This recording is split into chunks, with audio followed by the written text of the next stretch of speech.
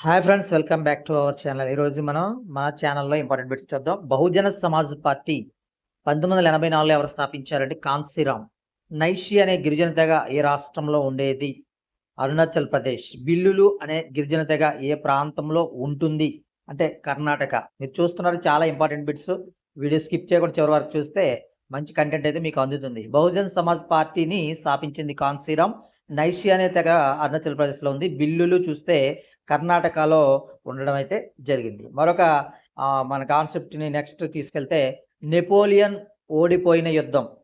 Napoleon ఏ యుద్ధంలో ఓడిపోయాడంటే Nile నది యుద్ధంలోను, Leipzig యుద్ధము అండ్ వాటర్ల యుద్ధము 4 కూడా ఓడిపోయాడు. విస్థాపన వ్యవసాయం అని దేవుని పిలుస్తారు, బెవార్ అని పిలుస్తారు. అయితే ఈ బెవారు అనేటువంటి విస్థాపన వ్యవసాయం పిలిచేటువంటి రాష్ట్రం అంటే మధ్యప్రదేశ్.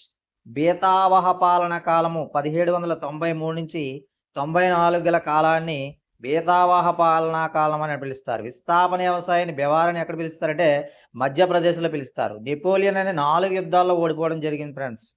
మరి విస్థాపన వ్యవసాయాన్ని మధ్యప్రదేశ్లో బెవార్ అని పిలుస్తారు. సింధు నాగరికత ప్రజల లిపి చూస్తే బొమ్మల లిపి, వెరీ ఇంపార్టెంట్. సింధు నాగరికత ప్రజల లిపి ఏమిటి అంటే బొమ్మల లిపి అంటారు. హరప్పా నాగరికత వర్ధిల్లినటువంటి నదీ తీరము చూసినట్లయితే రావి నదీ తీరమున హరప్పా నాగరికత అయితే వర్ధిల్లింది ఫ్రెండ్స్. సింధు నాగరికత ప్రజల లిపి ఏంటంటే బొమ్మల లిపి. హరప్పా నాగరికత వర్ధిల్లినటువంటి నదీ తీరము రావి అండి. సింధు నాగరికత వర్ధిల్లిన కాలం చూసినట్లయితే క్రీస్తుపూర్వం 2500 నుంచి క్రీస్తుపూర్వం 1750. ఫ్రెండ్స్, వీడియో నచ్చితే లైక్ చేయండి, షేర్ చేయండి, సబ్స్క్రైబ్ చేయండి మర్చిపోవద్దు.